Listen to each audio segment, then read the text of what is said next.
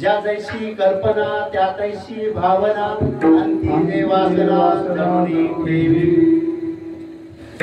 प्रस्तुत अभंग आज आहे शांती ब्रह्म एकनाथ महाराजांचा। तर गाथ्यातील 531 क्रमांकाचा हा अभंग आहे। तर एकनाथ महाराजांनी प्रारब्ध म्हणजे प्रारब्ध क्रियमान संचिताचा भोग, की माणसाला जन्मल्यानंतर तो प्रारब्ध घेऊनच जन्माला येतो. जे काय पाप पुण्य केले असेल पूर्वीच्या जन्मातील, तर तो प्रारब्ध संचित क्रियमान प्रारब्ध क्रियमान संचिताचा भोग म्हणजे प्रारब्ध आहे, संचित आहे क्रियमाचा भोग. भोगल्याशी भोग तो न सुटे, म्हणजे जन्माला आल्यानंतर तो भोग सुटल्याशिवाय किंवा भोगल्याशिवाय त्याचा मृत्यू होत नाही, त्याची सुटका होत नाही. ज्या जैशी कल्पना त्या जैशी भावना. आणि माणसाच्या मनामध्ये ज्या कल्पना असतात, ज्या भावना असतात, अंत्यसमयी ज्या वासना असतात आणि त्या वाचतात त्या पोटी तर त्या मनुष्याचा पुनर्जन्म होतो. अंती जे वासना आपल्या एका जनार्दनी वासना टाकून, तर एकनाथ महाराज म्हणतात या जे वासना हरीचे भजनी सावध होई. तर एवढाच हा सरळ सरळ हा याचा अभंगाचा अर्थ आहे. विठ्ठल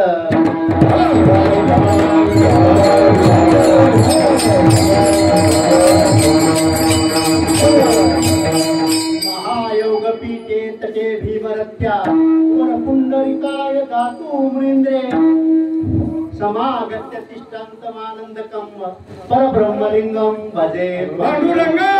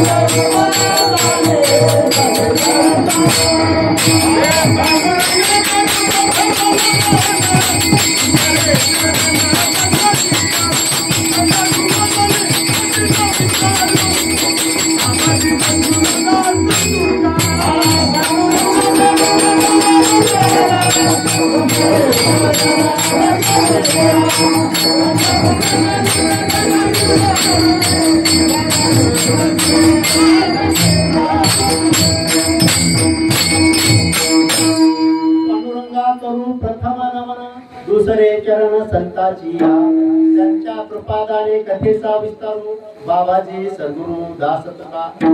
ओम नमो ज्ञानेश्वर करुणा करा ज्ञानेश्वर.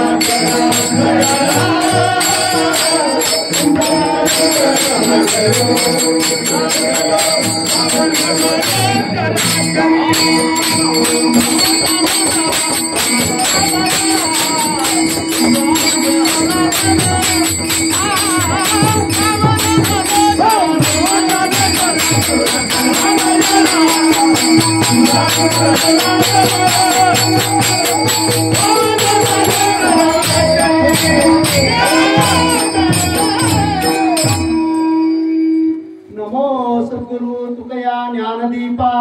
नमो सद्गुरु भक्त कल्याण. नमो सद्गुरु सच्चिदानंद रूपा. नमो सद्गुरु भक्त कल्याण मूर्ती. नमो सद्गुरु भास्करा पूर्ण कीर्ती. जयांचे केलिया स्मरण सकळ विद्यांचे अधिकरण. तेची बंधू श्री चरण श्री गुरूंचे ते नमस्कारोनी आता. मस्तक हे पायावरी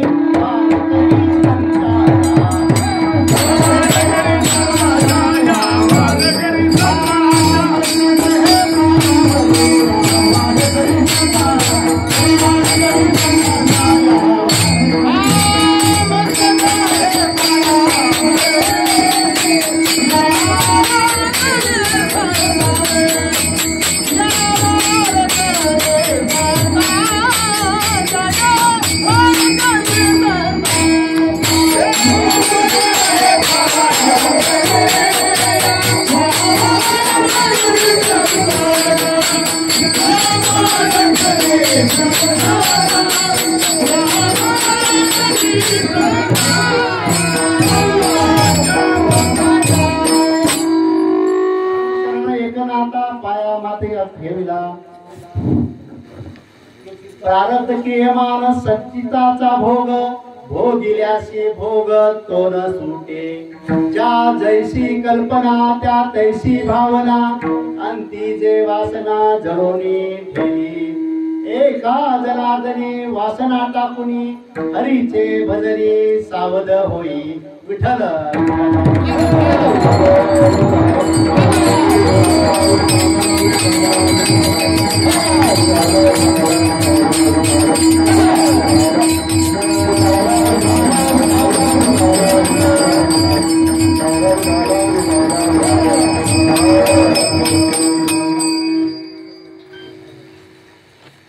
कीर्तनाला सुरुवात करण्यापूर्वी थोडासा पर्याय द्यायचा म्हणजे मी या पखरूड मधील पखरूडचाच मी भूमिपुत्र आहे आणि या सप्ताह कमिटीने आणि सगळ्या गावकऱ्यांनी ही फार मोठी माझ्यावर जबाबदारी सोपवली. ऍक्च्युली मी कीर्तनामध्ये सुरुवात केली ऍक्च्युली म्हणजे नाथषष्ठी पैठणच्याच सुरुवात केली होती. आणखी म्हणजे 8 महिने झालेले नाहीत तरी माझ्यावर फार मोठी जबाबदारी टाकली की महाराज साहेब तुम्ही कीर्तन करा. आता कीर्तन करा तर मी म्हटलं नाथ महाराजांचे आपण दरबारातून आपली सुरुवात झाली आहे पैठणला आणि म्हणून नाथ महाराजांचा जो अभंग आहे 3190 क्रमांकाचा जो अभंग आहे की गाथा भाष्य आहे एकनाथ महाराजांचा तर त्यामध्ये घेतलेला आहे. आजचा हा जो पखरूड नगरीमध्ये जे आहे ते मी लहान असल्यापासून हे जवळपास माझं 51 हा आपला हरिनाम सप्ताह साजरा केला जातोय आणि या पखरूड नगरीमध्ये अतिशय सगळेच लोक म्हणजे भक्तिभावाने सप्ताह कमिटी आहेत आमचे सरपंच आहेत उपसरपंच आहेत आणि सर्वच की आमच्या जे मुख्य मार्गदर्शक आहेत की हरिभक्तपरायण भैरवगुरुजी आहेत ते लहानपणापासून जसा सप्ताह सुरू झाला आहे तर सगळा पुढाकार गिरी सगळं मार्गदर्शन करणं असतं. त्यानंतर आमच्या ज्योतिबाच्या वाडीचे हरिभक्तपरायण शिवाजी महाराज जगदाळे तर ते सप्ताह सुरू झाल्यापर्यंत शेवटपर्यंत गातापर्यंत सर्व आपलं व्यासपीठ तेच बघतायत. त्यानंतर आमच्या पखरूडचे भूमिपुत्र की हरिभक्तपरायण नामदेव महाराज चव्हाण आमचे सुरेश बंधूच आहेत तेही सुरुवातीपासूनच या सप्त्याच्या हिरिरी त्याच्यामध्ये भाग घेतात आणि मोठा पुढाकार त्यांच्यामध्ये असतो. त्याच्यानंतर सगळीच आपल्या पखरूडमध्ये जे भजनी मंडळी आहेत की आमचे बबनराव आहेत आमचे जुने मित्र आहेत. त्याच्यानंतर ज्ञानेश्वर माऊली आहेत. नंतर आमचे हौशेराव आहेत भगवान आहेत दादा आमचे शिक्षक आहेत ते आहेत. त्याच्यानंतर की राळे सांगवीचे आमचे जे वाघबंधू आहेत ते पण मुद्दाम हे आहेत. आणि विशेष म्हणजे की सुनील महानवर आहेत की ते संगीत विशारद आहेत खास त्या माझ्या ह्या कार्यक्रमासाठी मुद्दाम हजर राहिले आहेत त्यांचे मी खूप खूप आभारी आहे मुद्दाम आले. आणि दुसरं विशेष म्हणजे की महाराष्ट्रात असे सुप्रसिद्ध आपले आहेत की प्रसिद्ध संगीत विशारद की आसाराम साहेब आहेत की पूर्ण त्यांना महाराष्ट्रात त्यांचं फार मोठं नाव आहे. आणि महाराजांना मी 1 महिन्यापूर्वी फोन केला की साबळे महाराज म्हणलं मी तर नवीन आहे पण आपण कीर्तनाला येतात का तर महाराजांनी कसला इलाम नव्हता. महाराज म्हणतात तुमच्यासाठी येणार म्हणे मी आमच्या गावात त्यांची मोठी संस्था आहे आणि नुसतं त्या शब्दावर नुसतं साबळे महाराज आले. ऍक्च्युली ते फार मोठमोठ्या कीर्तन करत असतात की बाळू गिरगावकर महाराज आहेत आदरणीय. त्याच्यानंतर त्यांचे मुंडकडे जे महाराज आहेत फार विदर्भामध्ये पश्चिम महाराष्ट्रामध्ये मुंबईकडे सगळीकडे त्यांचा दौरा असतो तर त्यांचा मी आभारी आहे. आणि विशेष म्हणजे आज मी औरंगाबाद येताना छत्रपती संभाजीनगर येताना ते आमचे परम मित्र आहेत हरिभक्तपरायण की जे डॉक्टर अजिनाथ कदम आहेत की त्यांनी गायले संगीत विशारद आहेत आणि छत्रपती संभाजीनगर मध्ये प्रत्येक सप्त्यात मोठ्या हिरिहिरीत त्यांचा भाग असतो आणि त्यांना मी विनंती केली आहेत. आणि त्यांचे मित्र आहेत आमचे मित्र अशोक सुरटकर गुरुजी हरिभक्तपरायण ते पण सुप्रसिद्ध गायक आहेत तर त्यांनी नुसतं मी शब्दाला फक्त शब्द टाकला आणि दोघं ते आमचं कसं की राम लक्ष्मणाची जोडी हे म्हणजे डॉक्टर अजिनाथ कदम आणि सुरटकर गुरुजी म्हणजे औरंगाबाद मध्ये की छत्रपती संभाजीनगर दोघांचे मोठमोठ्या कीर्तन असतात. आज त्यांना फार मोठा कार्यक्रम होता ते म्हणजे नाही की साहेब तुम्हाला शब्द दिला आम्ही तुमच्याकडे येणार. त्यानंतर जयस्वाल धार्मिक व्हिडिओ आहेत की सतत त्यांचं म्हणजे ते असतं की सतत ते व्हिडिओ शूटिंग करत असतात की बेलेश्वरच्या उत्सवाला ते येणार होते औरंगाबादमध्ये छत्रपती संभाजीनगरमध्ये की प्रत्येक कीर्तनामध्ये मोठमोठ्या कार्यक्रमामध्ये ते अतिशय मोठे व्हिडिओ शूटिंग करत असतात. त्यांचा जयस्वाल धार्मिक व्हिडिओ शूटिंग आहे ते सुद्धा माझ्या विनंतीला माध्यमात छत्रपती संभाजीनगर त्यांचा मी आभार व्यक्त करतो. त्यानंतर हार्मोनियम वादक आहेत आमचे अण्णा आहेत. त्याच्यानंतर विशेष म्हणजे की ईट मधील श्री दत्त संस्थानचे हरिभक्तपरायण बालयोगी महाराज शंकर भारती महाराज हे पण आज उपस्थित आहेत पुढे, त्यांचा मी आभार व्यक्त करतो. आणि बाकी राहिलेले जे आपले आहेत ते आमचे मदकाचार्य आहेत, आमचे चोरकर आहेत, माझे वर्गमित्र आहेत. अनुराग चव्हाण आम्ही एकाच वर्गात होतो, तर तेही म्हणजे आहेत. आता मी फार उशिरा आलो त्या परमार्थामध्ये, तर ज्यांची कोणाची नावं घ्यायची राहिली असेल तर सर्वांचं मी माफी मागतो. सगळ्यांची नावं घेऊन आमचे उपसरपंच आहेत विष्णू कदम, विष्णू चव्हाण आमचे मित्र आहेत, उपसरपंच, सरपंच आणि सर्व सप्ताह कमिटीचे आमचे मामा आहेत हरिभक्तपरायण भागवतराव कावळे आहेत. तर त्यांना मी मागं म्हटलं की मी प्रारंभावर बोलण्याची इच्छा आहे, तर मामा म्हणाले की त्याच्यावर फार बोलणं थोडंसं कठीण आहे, तुम्ही आता व्याकरण शिकवता का? तर मी म्हणलं महाराज बघू प्रयत्न करतो म्हणलं मी की भागवतराव त्यांचा आता फार मोठा अभ्यास आहे, लहानपणापासून असतात. आणि नंतर की माझे बंधू आहेत डॉक्टर संभाजी चव्हाण, दुसरे भाऊ आहेत, माझे चुलते आहेत, सगळेच आहेत, माझ्या गावातले सगळे माता भगिनी आहेत. सर्वांचीच नावं घेणं शक्य नाही आहे, तर सर्वांची ज्यांची कोणाची नावं राहिली सर्वांची क्षमा मागतो. खांडेकर गुरुजी आहेत आमचे इटवून आलेले, खास त्यासाठी हजर राहिले इटवून आले आहेत. आणि सर्वांचेच मी प्रत्यक्ष आमचे कावळे गुरुजी आहेत, मुख्याध्यापक आहेत, ते पण आज हजर आहेत. आणि सर्वांचं मी ऋण व्यक्त करून की कीर्तनाला सुरुवात करतो. विठ्ठल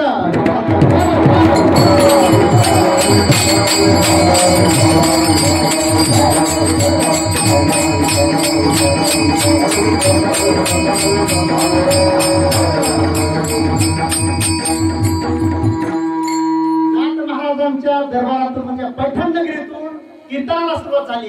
आणि म्हणून की ज्यावेळी आपलं सप्ताहाचं डिसाईड झालं की तेव्हाच मी ठरवलं की आपलं नाथ महाराजांचा आपला अभंग घ्यायचा. तर ज्यावेळी माझं नाथषष्ठीला कीर्तन झालं, आपल्या गावातील माझे सगळेच आपले बंधूजन आले होते, शिवाजी महाराज जगदाळे आले होते, त्यांचं सगळेच होते. आणि मग मी नाथ महाराजांच्या पहिल्या वेळेस कीर्तनाला उभा राहिलो, तर त्यावेळी उभं राहिलं तर मला मोठं एकदम काय होतं की भीती सर्वात लहान, कारण मी तसं बऱ्याच वेळी बोलायचो. मग मी नाथ महाराजांना म्हणलं की माझ्याकडून करून घ्या.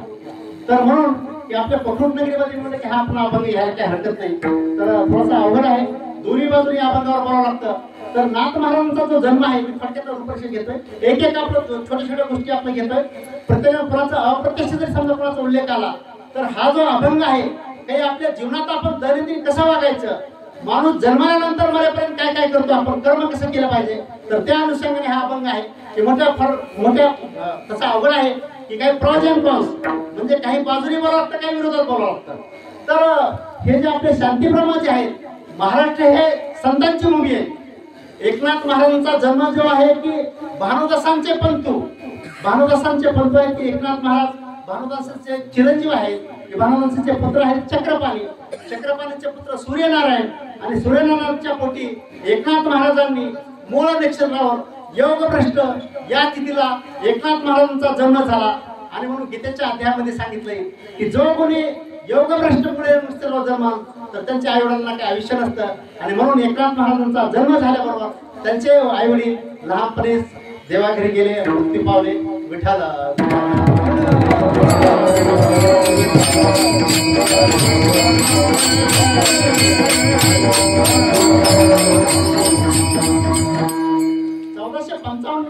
एकनाथ महाराजांचा जन्म झाल्यानंतर 1480 मध्ये एकनाथ महाराजांचा त्याच्यावर मी सांगतो की एकनाथ महाराज बाहेर पडले, घराच्या बाहेर पडले, रागराग तपश्चर्या बघितली असते. तपश्चर्या केली आणि त्याच्यानंतर काय झालं ते झाल्यानंतर ते डायरेक्ट त्या शोधात निघाले की आपल्याला परमेश्वराचं मुळात ते म्हणजे भक्तच होते, संतच होते.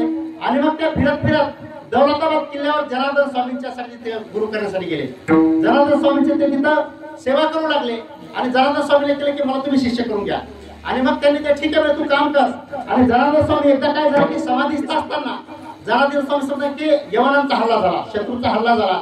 आणि म्हणून तर जनार्दन स्वामी किल्लेदार मुख्य म्हणजे किल्ल्याचे किल्लेदार होते.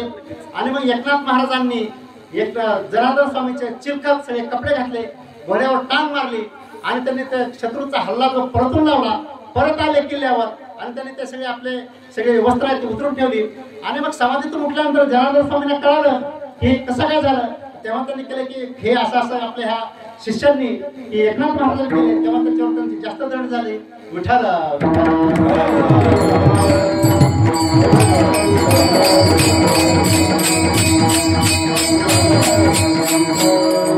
असं सांगतो की एकनाथ महाराज 2 मिनिटं याच्यावर बोलणार की एकनाथ महाराजांचं आपलं बोलायचं शांतीप्रमाणे. एकनाथ महाराज आहेत ते एकनाथ महाराजांची दत्त महाराजांची भेट पुढे करून दिली.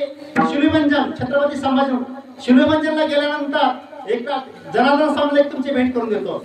आणि मग एकनाथ महाराज जनार्दन स्वामी तर शिवलिंगला गेल्यानंतर दत्त महाराजांनी त्यांना याच्या वेशात मलंगाच्या वेशात त्यांना भेट दिली आणि मग ते झाल्यानंतर काय झालं की एकनाथ महाराज बघत होते आणि मग त्यांचा संवाद चालला एक जनार्दन स्वामींचा आणि कोणाचा संवाद चालला दत्त महाराजांचा एकनाथ महाराज हे सगळं बघत होते आणि मग ते काय झालं की दत्त महाराजांनी त्यांच्याकडे आलेली भाकरी ती काढली एखाद्या ती चोरली आणि मग तिला 2 कुत्र्या होत्या आणि मग त्यांनी सांगितलं की जनार्दन सांगितलं ते दूध त्यांनी काय केलं दूध कुत्रीचं दूध काढलं मी जे सांगतो हे काही मनाचं नाहीये कुत्रीचं दूध काढून केलं आणि मग त्यांनी काय केलं की तो काला चुरला आणि मग ते म्हणजे दत्त महाराज आणि जनार्दन स्वामींनी तो काला खाल्ला आणि एकनाथ महाराजांचं लक्षात हे काय चाललंय म्हणजे की हे कुत्रीचं दूध हे आणि हे काय सगळं अमंगळ कसं काय चाललंय एकतर हे मलंग आहेत दत्त महाराज सगळं पाहत होते आणि मग त्यांनी ते खाल्ल्यानंतर त्यांनी काय सांगितलं की एकनाथ महाराजांना हे तुम्ही घ्या आणि खाली बाजूच्या तलावात घेऊन आला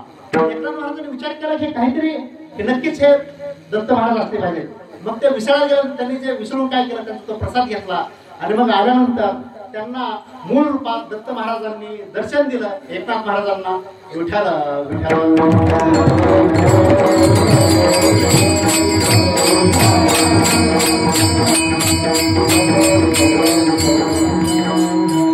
महाराजांनी तपश्चर्या सुरू करून शिवलिंगावर केली तिथं शिवलिंगावर तपश्चर्या करत असताना एक मोठा साप यायचा आणि त्यांचं तो रक्षण करायचा असतात त्यांच्यावर असं फणी काढून घ्यायचा तो एक शेतकरी त्यांना दररोज दूध आणून द्यायचा त्यांनी बघितलं अरे साप कसं काय येतोय आणि तर ते रक्षण करायसाठी होतं हे असं एकनाथ महाराजांचं पारा की एवढं महत्व आहे पैठणचे जे शांती ब्रह्म त्यांना नाव काय पडलं की एकदा यवनाने 108 वेळा येऊन त्यांच्या अंगावर फुटला कोणाच्या एकनाथ महाराजांच्या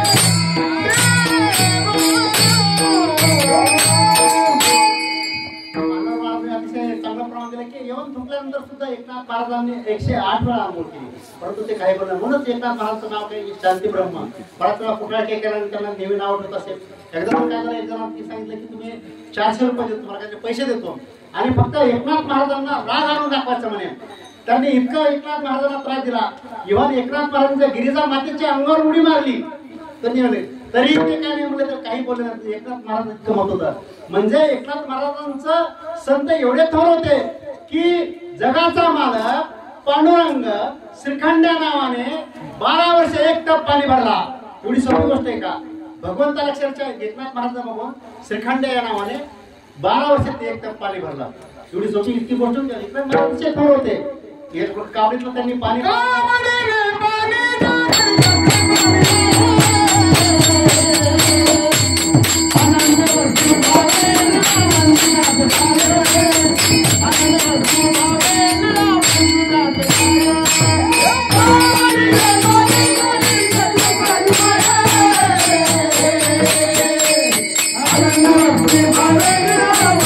Thank you.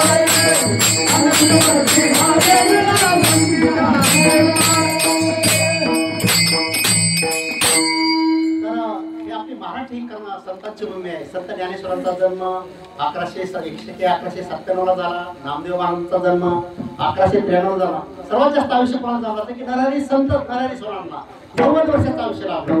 संत नामदेवांना 80 वर्षाचं आयुष्य लाभलं. आणि संत नामदेवांनी भागवत धर्माचा फार मोठा प्रचार केला, पंजाबपर्यंत केले. आणि 65 त्यांचे जे अभंग जे आहेत की शीख गुरु ग्रंथ साहिब मध्ये संत नामदेवाचे अभंग आहेत. त्यानंतर आपण संत चोखामेळा आहे, संत गोरा कुंभार आपल्या धाराशिव जिल्ह्यामध्ये ते धोकीचे आहेत. त्याच्यानंतर संत चोखामेळा, संत गोरोबा कुंभा, संत जनाबाई, म्हणजे आपली संतांचीच भूमी आहे. आणि म्हणून काय म्हणतो की आपण काय म्हणतो की देव आहे का? बराच वेळा जे कोणी देव मानत नसतील तर काय म्हणतो आपण देव आहे तर दिसतं कुठं? आपल्याला वीज आहे, वीज दिसते का? वारा आहे दिसतो का? तर हे जे कोण विश्वास ठेवत नाही त्याला आपण काय म्हणतो की प्रमेय संभाव असंभावना. आणि जे कोणी ठेवत नाही की समजा की हे ह्याला पुरावा काय? पुरावा काय तर त्याला काय आपण म्हणतो की हे जे आपले की 6 शास्त्र आहेत, 18 पुराणे आहेत. तर हे जे आहे की संत महात्म्याचे जे वचने आहेत त्यांच्यावर जे त्याला प्रमाण असंभावना असं म्हणतो. तर आजच्या ज्या अभंगासाठी मूळ अभंगाला येतोय आपण सुरुवातीची पार्श्वभूमी घेतली की संतांची भूमी आहे. आणि हे पकडून नगरी आहे की मला फार मोठा आनंद आहे की मी सुरुवातीलाच माझ्यावर फार मोठी जबाबदारी आहे. तर प्रारब्ध मूळ आहे की प्रारब्ध म्हणजे काय की प्रारब्ध आहे कोणा चुकलेलं आपण काय म्हणतो माझं नशीबच फुटकंय. कसं फुटकंय?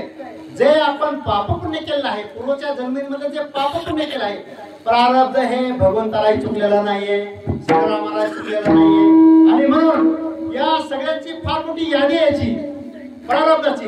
कोणाला आपण तर सर्वसामान्य जीव आहे, आपण राहतो मृत्यू लोकांमध्ये. आणि हा आपला जो जन्म जो आहे की 84 लक्ष एवढी प्राप्त झाल्यानंतर आपला जन्म प्राप्त होतो मोठ्या प्रमाणाने.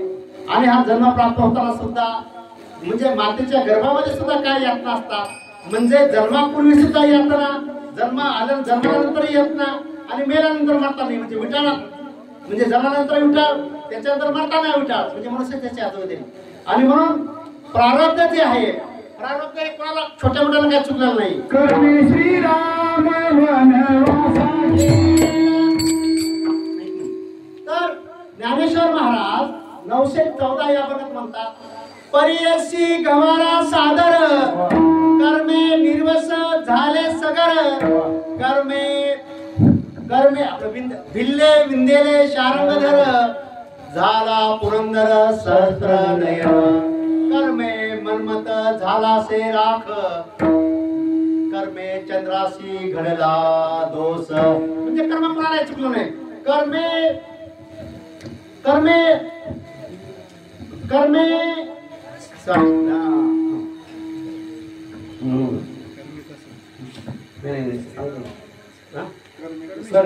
श्रीराम वनवासाचे कर्मे तर श्री वियोग पावला.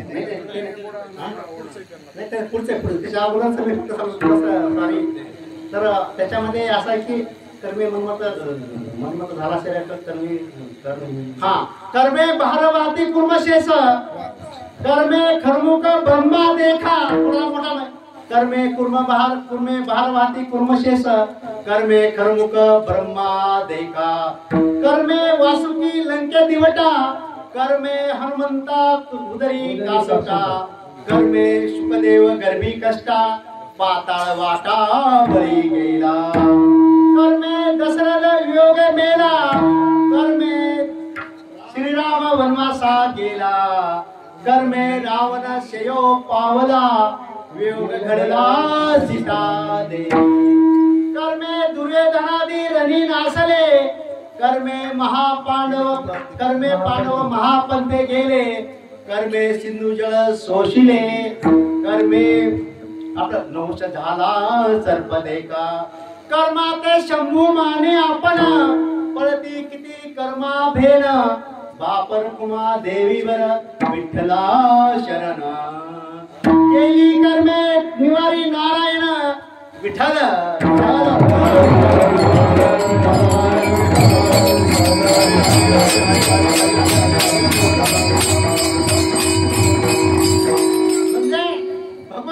कर्म चुकलेला नाही. आपण तर कोण आहे सांगा? आपण तर फार अतिशय सामान्य लोक आहेत. म्हणजे मुळात म्हणजे काय आपण कर्म म्हणजे काय आपण समजून घ्यायला पाहिजे. थोडासा थेरॉटिकल पार्ट आहे, थोडासा प्रोजन पार्ट आहे त्याच्यामध्ये. कर्म म्हणजे काय? कर्माचे 3 प्रकार त्याच्यामध्ये. एक पहिलं म्हणजे काय क्रियावान कर्म आहे, संचित कर्म आहे आणि प्रारब्ध आहे. मग आता कर्म म्हणजे काय? आपण म्हणतो काय माझं कर्म, माझं नशीब फुटकं. अरे तुझं नशीब फुटकं म्हणजे काय? आपण काय म्हणतो, आपण काय म्हणतो की अदृश्य कर्म आहे. आपण प्रारब्ध त्याला म्हणतो. आपण प्रारब्ध म्हणजे काय की माझं दैववाद आहे, माझ्या नशिबात नाहीये, माझं नशिबात फुटकं आपण म्हणतो. म्हणजे क्रियमान कर्म म्हणजे काय? आपण जन्मल्यानंतर किंवा आपण सकाळी उठल्यापासून संध्याकाळपर्यंत जे जे कर्म करतो, उठल्यानंतर काय करतो, आपण तोंड धुतो, त्याच्यानंतर आपण त्याच्यानंतर दास घासतो, पाणी पितो, चहा पाहतो, आंघोळ करतो. आंघोळ केल्यानंतर काय आपलं स्वच्छ वाटतं. स्वच्छ झाल्यानंतर काय होतं की आपण शांत होतो, छान वाटतं, बरोबर नाही. त्याच्यानंतर आपण नाश्ता करतो आणि आपल्या कामाला सुरुवात करतो. म्हणजे आपण सकाळी, मी थोडासा स्लो घेतो, सकाळी उठल्यापासून ते संध्याकाळी झोपेपर्यंत जे जे आपण जे जे आपण कर्म करतो, जे जे आपण काम करतो त्याला क्रियमान कर्म असं म्हणतो. भूक लागली, भूक लागल्यानंतर काय होतं की आपण जेवण करतो, भूक शमली, कर्म शांत झालं. परंतु काही कर्मे असे असतात की ताबडतोब त्याचं फळ देत नाही. समजा आपण काय करतो की दिवसभरामध्ये 100 कर्म केले, यादी करायची, 50 कर्म केले आपण किंवा 100 कर्म केले, तर त्यातली 80 कर्म हे लगेच फळ देऊन शांत होतात. म्हणजे बघा, आपण आंघोळ केली, आपल्याला छान वाटतंय, भूक लागली, जेवण केलं, कर्म शांत, कर्माचं फळ लगेच मिळतंय. तहान लागली, आपण पाणी पिलो, लगेच फळ मिळतंय, बरोबर आहे की नाही? म्हणजे आपण सकाळी उठल्यापासून झोपेपर्यंत जे जे आपण कर्म करतो त्याला क्रियमान कर्म म्हणतो. तेवढंच नाही की सकाळी उठल्यापासून संध्याकाळपर्यंत, त्याच्यानंतर सोमवारपासून ते रविवारपर्यंत, काय आठवड्यापर्यंत, बरोबर आहे की नाही? एक आठवडा आपण करतो. त्याच्यानंतर 1 तारखेपासून ते काय 30 तारखेपर्यंत.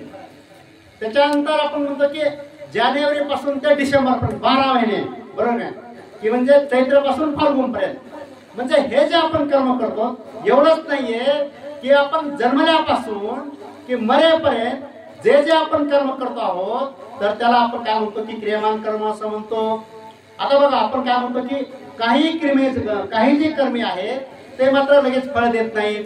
मग काय होतं की आपण समजा एखाद्या मुलं आहेत, तिथं कावळे सर आपले बसलेले आहेत, मुख्याध्यापक आहेत, ते शिकवतात, आणखी शिक्षक आहेत आमचे दादा चव्हाण आहेत. तर मुलांनी परीक्षा दिल्यानंतर लगेच फळ मिळतं का हो? 1 महिना 2 महिने वाट बघावं लागतं का नाही? आपण शेतकरी आहे, तिथं शेतकरी धान्य पेरल्यानंतर आपण बाजरी पुरतो, आताच आपण सोयाबीन काढलं आहे किंवा आता ज्वारीची पेरणी आहे, हे पेरल्यानंतर धान्य तयार व्हायला किती वेळ लागतं? 3 महिने लागतात. म्हणजे काही कर्मे असे असतात की ते ताबडतोब त्याचं देत नाही, म्हणजे फळ देत नाही. तर ते काय होतं की आपल्या संचितामध्ये साठून राहतात. विठ्ठल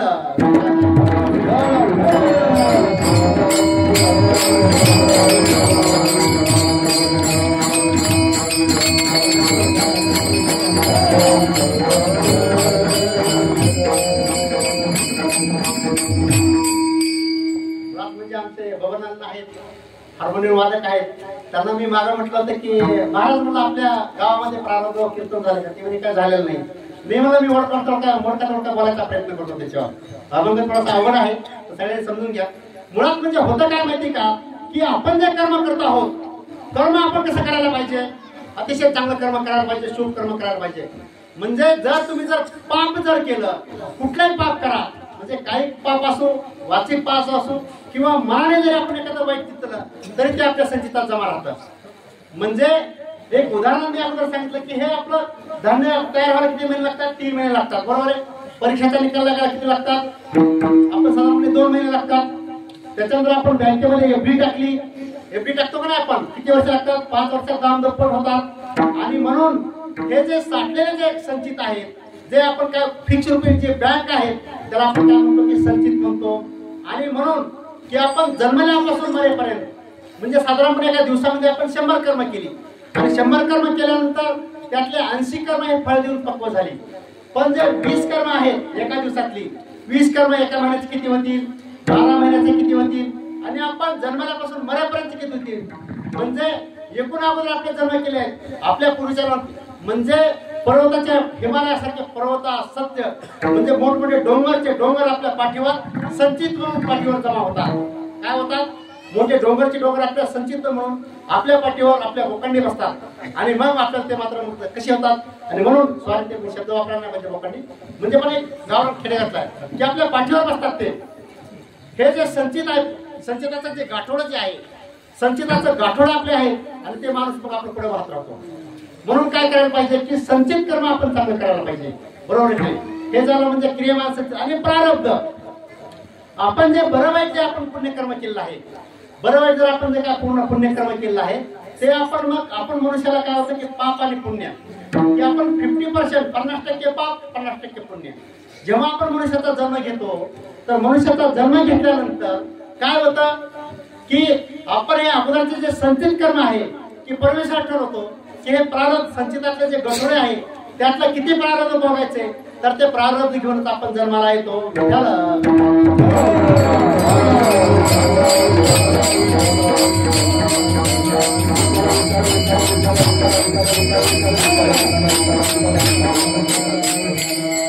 ब्रह्मा एकनाथ महाराजांचा पुरावा आहे की प्रारब्ध संचित प्रारब्ध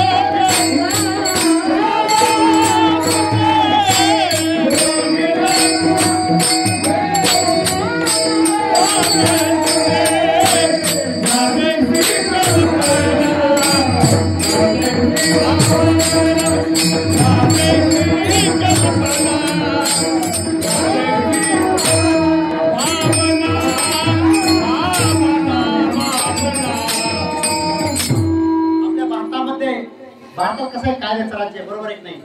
तर हे कायद्याचं राज्य आहे की प्रत्येक डिपार्टमेंट मध्ये की पोलीस खात्याचे काही नियम आहेत, त्याच्यातून आमच्या कायदा आणि न्याय विभागाचे काही नियम आहेत, किंवा आपला IPC आहेत, CRPC आहेत, हे वेगवेगळे कायदे जे केलेले आहेत. तर ह्या काही कायद्यामध्ये काही एक्सेप्शन म्हणजे आपण त्याला काय म्हणतो मराठीमध्ये काही अपवाद आहेत, काही अपवाद आहेत. आणि म्हणून हे जे नियम केले जातात काहीतरी अपवाद ठेवले असतात.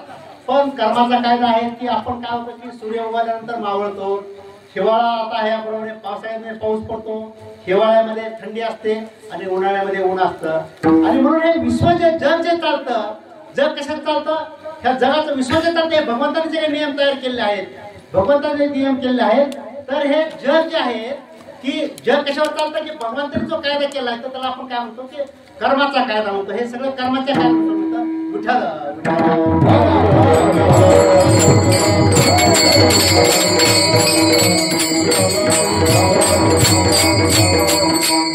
बघा, म्हणजे आपल्या की भारतीय दंड संहितेमध्ये आता काही BNS ऍक्ट झालाय तो भारतीय न्याय संहिता, म्हणजे कायद्यामध्ये काय काय पळवाट आहेत त्या सुटायची शक्यता आहे.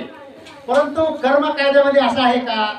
कर्म कायद्यामध्ये असं काही नाही, कुठलीही पळवाट नाहीये, कुठलीही पळवाट नाही, कुठलाही वशिला नाहीये, त्याला काहीही नाहीये. आता आपण काय म्हणतो की बऱ्याच वेळा आपलं काय दिसतं की बऱ्याच जणांच्या खाली की एखादा व्यक्ती असतो गावामध्ये किंवा कुठल्या एखाद्या शहरामध्ये, आणि तो इतका लांडेलवाडी करतो, सगळा भ्रष्टाचार करतो, पाप करतो, आणि त्याचं मात्र मस्त चाललेलं असतं. आणि म्हणून काय होतं की आपल्याला वाटतं, म्हणजे मी अगोदरच मी सांगितलं कुणी आपलं पर्सनल घेऊ नका, हे जे मी आहे ते प्रमाणाला धरूनच बोलतोय. म्हणजे तो इतका लांडेलवाड्या करतो, भ्रष्टाचार करतो, काय 17 भानगडी करतो तो, आणि त्याच्या मात्र काय त्याच्यामध्ये 2-4 गाड्या, 50 लाखाची गाडी, 40 लाखाची गाडी, मोठा बंगला, राबणार हे. आणि लोकांना असं वाटतं अरे हे काय चाललंय, हा इतका पाप करतोय, भ्रष्टाचार करतोय, सगळं करतोय, ह्याचा मात्र आनंदच चाललंय. आणि आम्ही मात्र धार्मिक हे जे आहेत आपण जे धर्म आपलं याच्यामध्ये वारकरी संप्रदायामध्ये आहेत, जे पुण्यकर्म करत आहेत, धार्मिक आहेत, त्यांच्या मात्र वाटेला दुःख आहे. आणि म्हणून काय होतं की लोकांचा आपला विश्वास ढळू लागतो. हे काय परमेश्वर आहे की नाही, परमेश्वराच्या कायद्यामध्ये न्याय आहे की नाही, हे जर हे पापविरुद्ध जर लोक असतील तर मग त्यांना असं वाटतं की आपण पाप केलं तर काय फरक पडतो, बरोबर आहे की नाही? आपण पाप केलं तर काय अडचण आहे? म्हणजे हे जर असं पापी लोकांचं इतकं भलं चालत असेल, सगळं चंगळवात असेल, आणि मात्र जे इमानदार आहे, जे पापभिरू लोक आहेत ते मात्र दुःखात आहेत, मग अशा वेळी आपल्याला काय माहिती का? आणि म्हणून मग आपण हा कर्म कायदा मात्र समजून घेतला पाहिजे. म्हणजे काय असतं माहिती का, की हे जे कर्म जे आहेत, मी आत्ताच अगोदर काय म्हणलं की क्रियवान कर्म करत असताना पूर्वीच्या जन्मातील जे संचितात जे आपल्या पाठीवर जे पर्वत आहे, मी म्हणलं की हिमालयासारखे गाठोड आपण घेऊन आपण मरतो, बरोबर आहे की नाही? आणि जे प्रारब्ध आहे म्हणजे पूर्व संचित पूर्व पुण्य आहे त्यांचं, तर पूर्व पुण्य आहे. पूर्वीच्या काळी काय होतं आपल्याकडे, बोलायचं, पूर्वीच्या काळी आपल्याकडे काय होत्या, कणगी होत्या, बरोबर काय, किंवा मोठ्या बळद होते, वरती मोठ्या कणगी आहेत. आणि मग वरती जर आपण काय केलं की आपण काय केलं, खाली आपले गहू आहेत किंवा तांदूळ आहेत, आणि शेतकऱ्यांनी पिकल्यानंतर काय खाली तांदूळ आहे आणि वरती मात्र बाजरी टाकली. अर्ध जे आहे ते आपण काय होतं, खाली तांदूळ होते. तांदूळ म्हणजे काय, त्याचं पुण्यकर्म आहे. वरून काय टाकली, बाजरी टाकली. पण जोपर्यंत आपण जर तांदूळ संपत नाही, खाली आपण कधी काढलं असतं आपण, तर जोपर्यंत तांदूळ संपत नाही काय, तर त्या व्यक्तीचा आम्ही आता म्हणलं की जे पापी लोक आहेत त्यांचा अतिशय तुम्हाला चांगलं दिसत आहे. जोपर्यंत त्याचा पुण्याचा साठा आहे तोपर्यंत त्याचं सगळं चांगलं चाललेलं असतं. मग आपल्याला वाटतं कसं काय चाललंय, जेव्हा त्याचं पुण्य समाप्त होईल आणि जेव्हा बाजरी ज्यावेळी लागत तर त्यावेळी त्याचं मात्र पाप सुरू करतात. म्हणून आपण हे सतत आपण पुण्याची बँक सतत भरली पाहिजे, हे मात्र सगळ्यांनी लक्षात ठेवावं लागतं. उठाला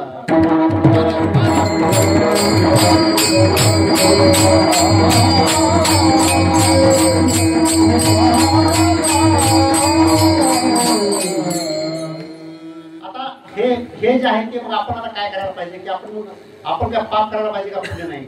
मग प्रारब्ध हे कोणाला चुकलेलं आहे का हो? प्रारब्ध हे भगवंताला चुकलेलं नाहीये.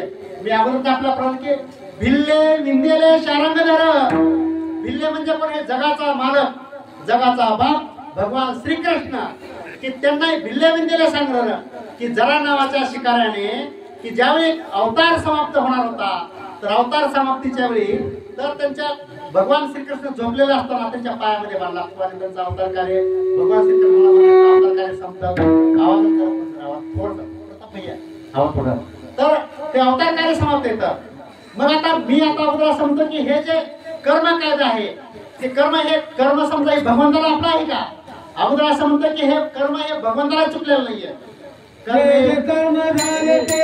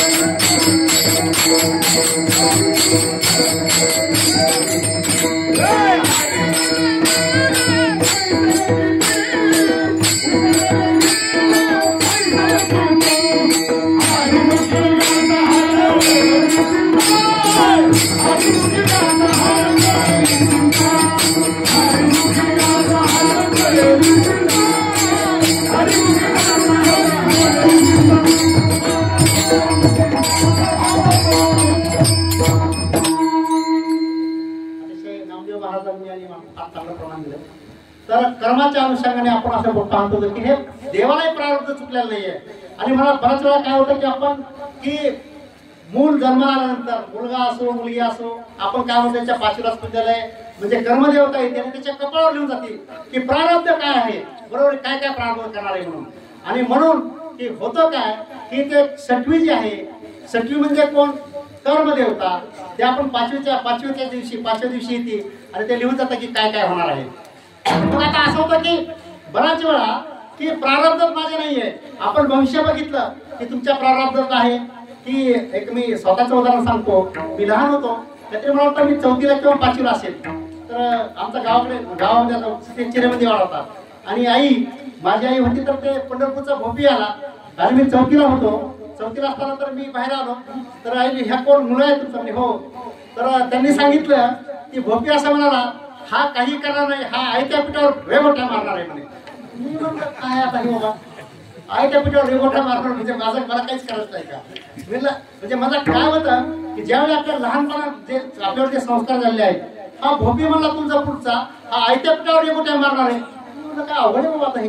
आयत्या पिठावर म्हणजे मला मी काहीच करणार नाही आयुष्यात असं दिसतंय. म्हणजे बरोबर आहे नाही? आपलं असं जर तू काहीच करणार आहे, आयत्या पिठावर रेगोठा ते मारून गेला, तो म्हणून गेला. आईला काय नाही, आमची मातोश्रीला काही नाही, पण माझ्या मनावर तर ते फार परिणाम झाला त्याचा. मी म्हटलं आयत्या पिठावर रेगोठ्या मारून म्हणजे मी काहीच करणार, आयत्या बसून खायचं काय म्हणलं. आता शाळेत टाकलं. 5वी ते 7वीला म्हणजे आम्हाला शिक्षक नव्हता आणि एकच 2 शिक्षक होते. आमचे अनुराग मित्र आहेत, क्लासमेट राजेंद्र गुजाले, आसरबा आहे. 5वी ते 7वी आम्हाला इतिहास भूगोल एक शिक्षक आणि गणिताला एक शिक्षक. गणिताचा पाया कच्चा राहिला आणि मग असं वाटलं की 7वी नंतर मी प्रॅक्टिकली सांगतोय आणि मला असं वाटलं की आता आपण आयुष्यात काही करू शकत नाही, कारण भोपी म्हणला होता, काय सांगितलं होते, हाय त्या पिठावर रेगोठ्या मारणार आहे. कसं काय आता आपलं काय होणार म्हणलं, गणित तर काही येत नाही. पण शाळेत मात्र माझा 2रा 3रा नंबर असायचा, हे मात्र तेवढं होतं. आणि मग झालं काय की 7वी झाली, 8वीला मी म्हणलं कसं काय करावं आपण, आपलं काय नशिबात काय नोकरीचं फार अवघड दिसतंय, आयत्या पिठावर रेगोठ्या मारणार आहे. म्हणलं आपण काहीतरी कंडक्टरची काहीतरी नोकरी बघावं म्हटलं. आता काय 10वी झालो, 10वी कसं तरी पास झालो. म्हणजे सांगितलेला एखाद्याने जर सांगितलेलं असेल, मग 11वी नंतर मी जर असं जर म्हटलं असतं की आयत्या पिठावर रेगोठ्या, प्रारब्ध जर मी काहीच नसतं, मी काहीच काम केलं नसतं. काय केलं असतं, आमच्या घरी म्हशी होत्या 15-20, म्हशी मागे गेला असतो, बरोबर आहे नाही? पण म्हशी मागे गेला असतो डोंगराकडे, दुसरं काय तेच करायचं मी सुट्ट्यामध्ये. म्हशी सांभाळणार, गाई सांभाळणार, काय लाज कसली आपल्या शेतकऱ्याचा मुलगा म्हशी गाई सांभाळणार. म्हणजे सांगायचं की मी या मुद्द्यावर येतोय की एखाद्याला सांगितलं की प्रारब्ध आहे आपलं, प्रारब्ध जर तुमच्या जर लिहिलेलं असेल की ह्यात मी अगोदरही सांगितलं की हा जो अभंग आहे प्रॉज अँड कॉन्स, म्हणजे की प्रॉज अँड कॉन्स म्हणजे काय की इकडं आणि तिकडं दोन्ही पण बाजूचा आपल्याला एक्सप्लेन करून सांगणार आहे. जर तुमचा प्रारब्ध जर काही नसेल मग आपण काहीच प्रयत्न करायचे नाही का? प्रयत्न आपण केले पाहिजे. पण 11वी नंतर मोठ्या जिद्दीने अभ्यास केला आणि मग मी जर म्हटलं पाहिजे तर मोठे पद मिळाले ना, की न्यायाधीश झालो, लॉ ऑफिसर झालो, वकील झालो, काय काय पाहिजे. महाराष्ट्राच्या मुख्य सचिवांसोबत काय केलं. आज एक 10वी पास झालेला मुलगा की जो कसं 44% विद्यार्थी न्यायाधीशपदी बनलो. मी जर म्हटलं असतं की आयत्या पिठावर रेगोठ्या मारायच्या तर काहीच केलं नसतं मी. म्हणून आपण प्रारब्धावर विसरायचं का? संत महात्मे काय म्हणतात आपलं, आम्ही ह्या संत वारकरी संप्रदायात आहेत, मग प्रारब्धावर विश्वास ठेवायचा का? विश्वास हा ठेवला पाहिजे. मग काही काय म्हणजे का 50-50 माझं वैयक्तिक मत आहे. प्रारब्धावर विश्वास ठेवा, पण त्यासाठी प्रयत्नवाद सुद्धा केला पाहिजे. बरोबर आहे की नाही? प्रयत्नवाद केला पाहिजे. दिले मी दिले तर प्रारब्ध हे कुणाला चुकलेलं नाही, भगवान श्रीकृष्णाला चुकलेलं नाही. मी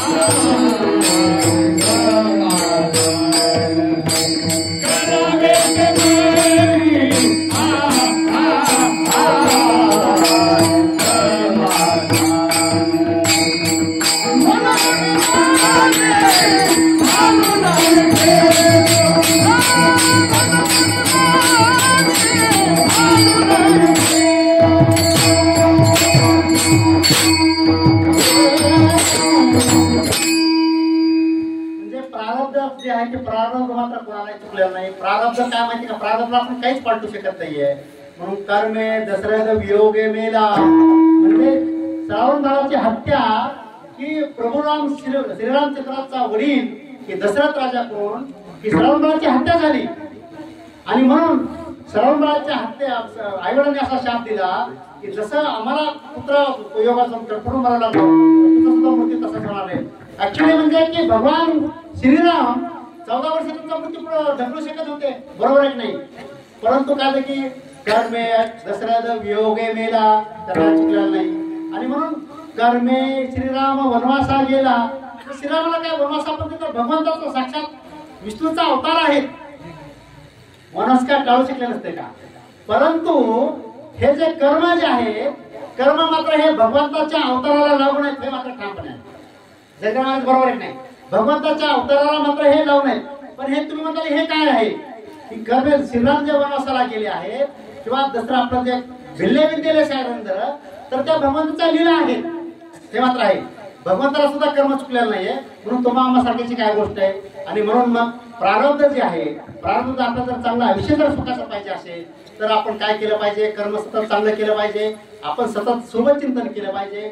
सतत बघा आता की कर्म काय असतं की कर्माचे काही प्रकार आहेत. सकर्म, सकर्म म्हणजे काय की चांगलं कर्म करा, तुम्ही पुण्य कर्म करा, म्हणजे ते तुमच्या पुण्यामध्ये साठून राहतात, बरोबर आहे.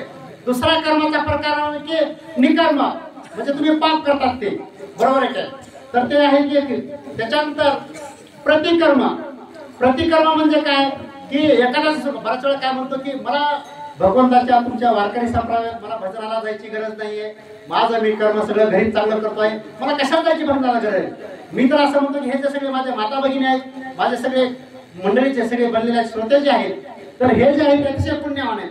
कीर्तन ऐकणं श्रवण हे सुद्धा फार मोठं पुण्य आहे. मग एखादा म्हणतो की काय म्हणतो, अरे मला कीर्तनाला जायची काय गरज आहे, मला भजनाला जायची काय आवश्यकता आहे, काही आवश्यकता नाही. तर हे जे आहे, परंतु काय होतं एखाद्याने आपल्याला शिवी दिली, बरोबर आहे, शिवी दिली तर काय होतं, तर तो काय करतो की तो एक म्हणतो की शिवी दिली, किंवा एखादा उलटा बोललो, अरे तो उलटा बोलला म्हणून मला हे केलं. म्हणजे एखाद्याने जर शिवी दिली तर काय होतं, एखादा गपचीप शिव्या खातो. आता संत एकनाथ महाराज जर असेल तर ठीक आहे, शिवी दिली ना, ठीक आहे बाबा तुझं बरोबर आहे, तो गपचीप जाईल. परंतु एखादा तामसी जर व्यक्ती असेल, तमोगुण, रजोगुण आणि सतोगुण, एखादा तमोगुणी जर व्यक्ती असेल, शिवी दिली का, ठीक आहे मी बघून घेतो, काय करणार तो बघून घेणार. म्हणजे काय, 8 दिवस जाऊ देईल, 15 दिवस जाईल, पण दिसला की मात्र परत फवाडीत मारण किंवा काठीने मारण, म्हणजे ते तेव्हा ते कर्म शांत होईल.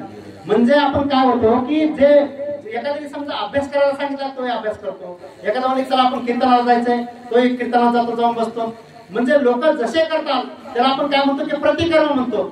म्हणजे लोकांचं बघून जे करतोय प्रतिक्रम, म्हणून ते काय त्याला जर कर्मच कसं करायचं माहित नाही, ते आहे तर काय करणार, बरोबर नाही. आणि जे आहे की अकर्म, एखादा म्हणजे मी कर्मच काय करणार नाही.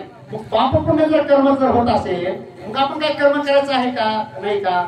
मग तो म्हणजे ठीक आहे मी संन्यास घेतो, मला काहीच कर्म करायचं नाही. अरे पण कुठल्याही व्यक्तीला भगवंत असं म्हणतात कर्म केल्याशिवाय त्याची सुटका नाहीये. आपण काय करतो म्हणा की ठीक आहे, संसाराला घेऊन जर संन्यास घेतला, आरणात गेला, त्याला काहीतरी हातपाय हलावं लागतील की नाही, काहीतरी करावंच लागेल ना. म्हणून कर्म करण्यापासून कोणाची सुटका नाहीये. आणि म्हणून म्हणजे भगवंत काय म्हणतात की संत ऐकतेच करू की प्रारब्ध क्रियमान संचिताचा भोग, भोगल्याची तो भोग न सुटे, तो भोगल्याशिवाय आपल्याला काही पर्याय नाहीये, बरोबर आहे की नाही. आणि म्हणून की आपण मी आता सांगितलं की रावण कर्मे रावण शेव पावला, म्हणजे रावणाने सीतेला पळून नेला आणि मग रावणाचा हा मोठा नाश झाला, श्रीरामाने त्याचंही केलं. वियोग घडला सीतादेवी, सीतादेवी सुद्धा वेगळं आहे, सगळं डिटेल सांगणं थोडंसं अवघड आहे, वेळ फार कमी आहे. आणि म्हणून प्रारब्ध जे आहे, प्रारब्ध भोगल्याशिवाय आपलं काही नाही. म्हणून आपण आपल्या नशिबात बऱ्याच जण काय म्हणतो, आमच्या नशिबातच फार दुःख आहे.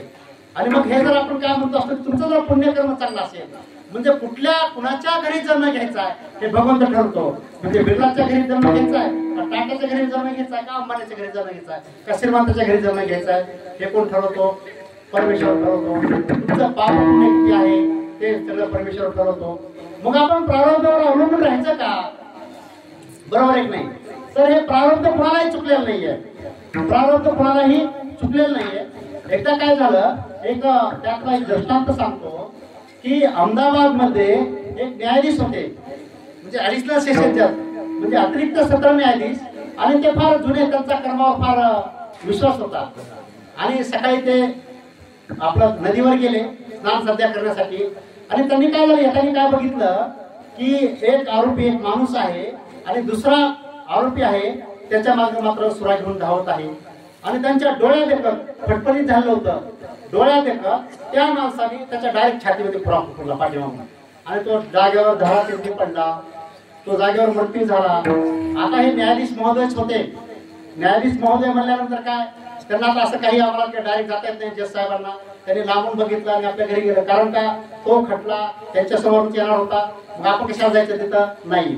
आणि हे सगळं झालं, तपास झाला. तपास झाल्यानंतर चार्जशीट, आपण जे म्हणतो आरोपपत्र, न्यायालयात दाखल झालं. दाखल झाल्यानंतर आरोपीला हजर केलं. सगळे पुरावे झाले.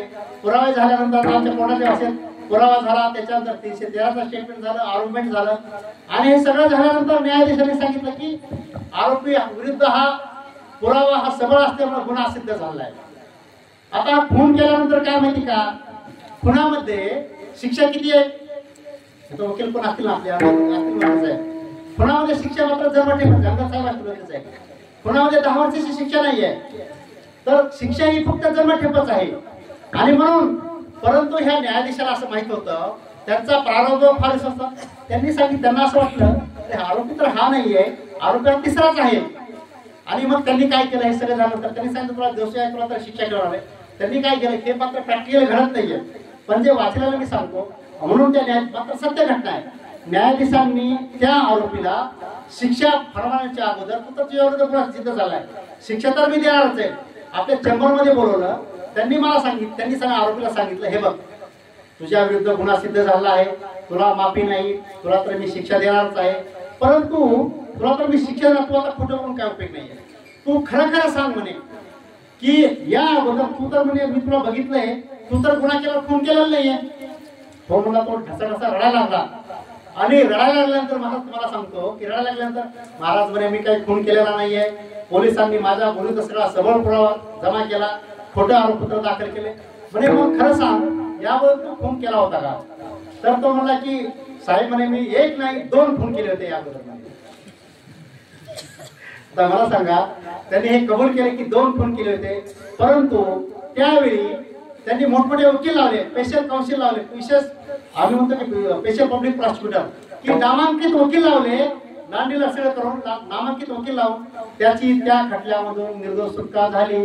परंतु अगोदरचं पापकर्म होतं, 2 खून मात्र होते, त्यांच्या संचितात होते, आणि म्हणून त्याला जन्मठेप फाशीची शिक्षा झाली. बरोबर आहे ना विठाला?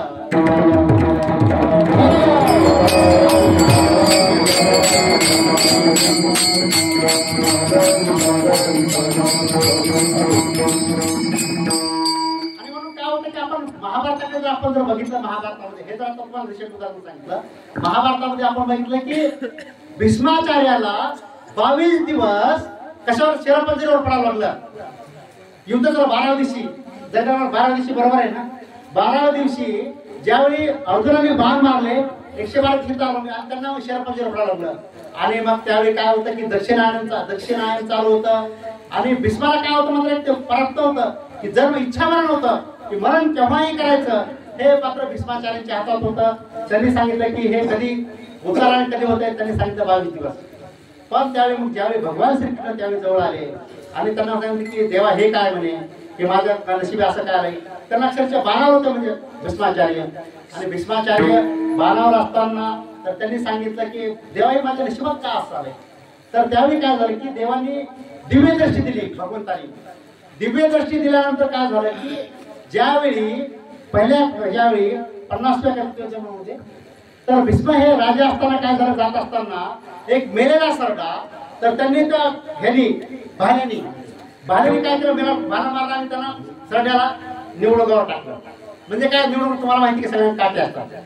आणि त्या काट्यावर पडल्यानंतर तर त्यावेळी तो सरडा मात्र सामान्य सरडा नव्हता, तो एक काय होता, शापित हटयोगी होता. शापित हटयोगी असल्यामुळे काय झालं, ते कधी घडलं होतं, 50 म्हणजे कितीतरी वर्षापूर्वी घडलं होतं. पण हे जे संचित कर्म आहे, जेवढा उशीर होईल तेवढी त्याची कडवट प्रतिक्रिया असते, तेवढा त्याचा जास्त त्रास सहन करावा लागतो. बरोबर आहे नाही? आणि म्हणून श्रीकृष्ण ते म्हणजे भीष्माचार्यांचे चुकलं नाही, म्हणून ते समजा की हे म्हणून विश्वाचार्याला सुद्धा हे चुकलेलं नाहीये. अगोदरच मी सांगितलं की दुसरं उदाहरण आहे की धृतराष्ट्र. धृतराष्ट्रांचे 100 पुत्र त्यांच्या डोळ्यात देखत मेले. बरोबर आहे की नाही? 100 पुत्र त्यांच्या डोळ्यात देखत मेले. आणि त्यांनी मग विदुराला, विदुर म्हणजे यमाचित्त नाही होता, विचारलं की हे मी कसलंही पाप केलेलं नाहीये, परंतु माझ्या डोळ्यात देखत माझे 100 पुत्र देवा हे म्हणून पाप देते. कसं काय झालंय असं? तर भगवान श्रीकृष्णांनी त्यांना दृष्टी दिली, दिव्य दृष्टी दिली. आणि ज्यावेळी तो राजपुत्र होता पहिल्या काही वर्षापूर्वी, तर त्या राजपुत्र असताना तो शिकारीसाठी गेला. कोण? राजा धृतराष्ट्र. शिकारीसाठी गेला असतानंतर त्यांनी सगळीकडे बाण मारले. सगळे भात्यातले सगळे बाण संपले. सगळे बाण मात्र शिकार त्याला काही मिळाले नाही. आणि मग त्या इतका तो संतापला, भयंकर चिडला. त्याला राग काय अनावर झाला नाही, म्हणून त्यांनी घोड्यातून खाली उतरला. एक गारबोट घेतली आणि ते घोड्याचे काय म्हणतात त्याला आपण ते, तर त्याच्यावर आपल्या मारल्याने ढण ढण ढण ढण सगळ्या जंगलाला आग लावली. आणि मग जीवाच्या आकांताने पशु पक्षी सगळे उडत चालले. आणि तिथं एक त्या जंगलामध्ये एक नागिन होती, सर्पिन होती आणि तिचे 100 पिल्ले होते. आणि मग ते विश्व तिच्यापर्यंत आला आणि ते नागिनच ना हो, तिने विजवायचा प्रयत्न केला पण ती विजवण्याचं शक्य नव्हतं. तिची 100 पिल्लं होती आणि ते स्वतःचा जीव वाचवत ती नागिन आंधळी झाली. जीव वाचवण्यासाठी मात्र ती बिळामध्ये गेली. ज्यावेळी अग्नी समाप्त झाला आणि बाहेर आला, नागिन बाहेर आल्यानंतर तिने जर बघितलं तिची 100 पुत्र मेलेत, सगळी नागिनीची सगळे पिल्ले मिळाले. तर त्यावेळी दुःख झालं तिला. तर ती म्हणाली, हे देवा परमेश्वरा, हे कृत्य कुणी केलं असेल? माझ्या ह्या बाळांचा काय दोष आहे त्याच्यामध्ये? मी त्यामुळे अंध झाली, माझी 100 पुत्र मरून गेले. तर जे कुणी हे कर्म केलं असेल त्याला मात्र पुढील जन्म हा आंधळ्याचा प्राप्त होईल. आणि माझे जसे 100 पुत्र जे मरण पावले तसे त्याचे 100 पुत्र त्याच्या डोळ्यात देखील मरण पावतील. हे मात्र शाप दिला विठ्ठल.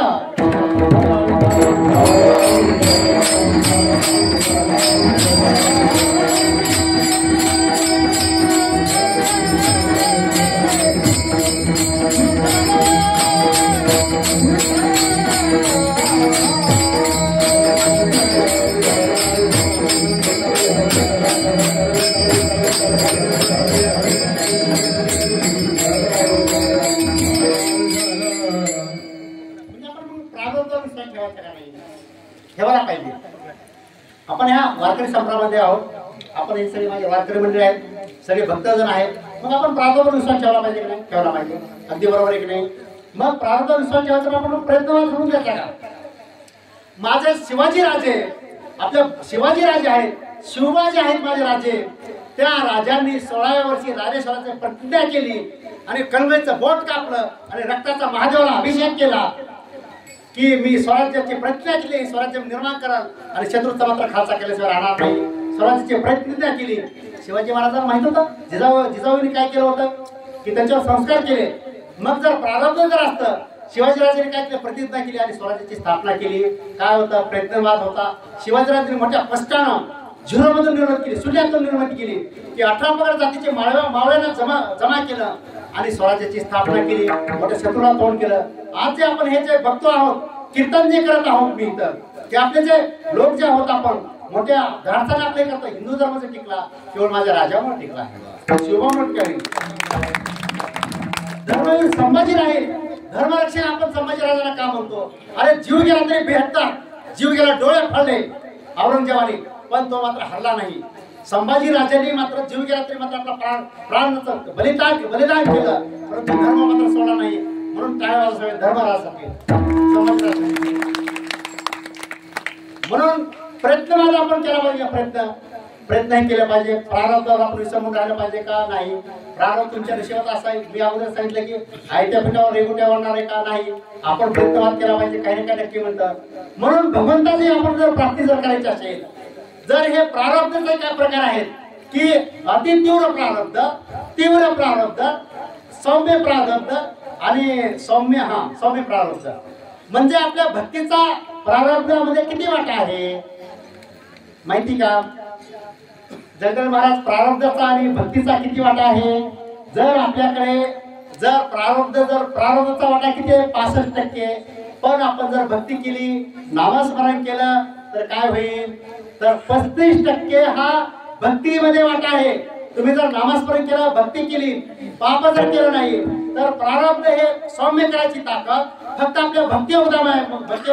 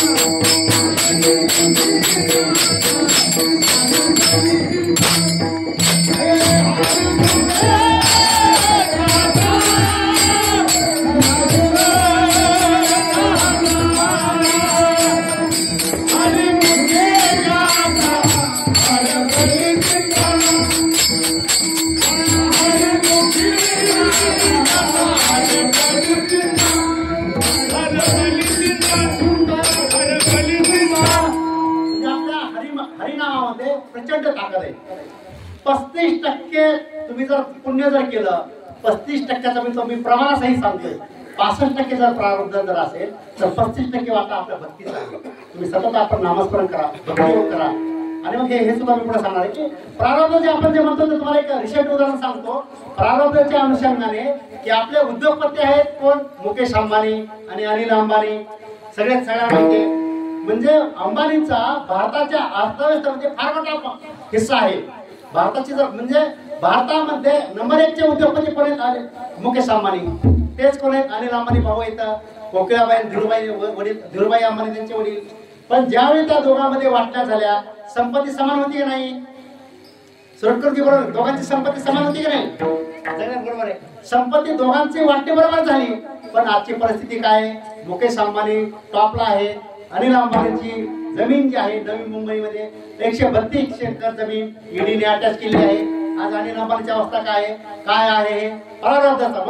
म्हणून एकनाथ महाराज म्हणतात की प्रारब्ध संचिताचा भोग भोग्याची भोग असते.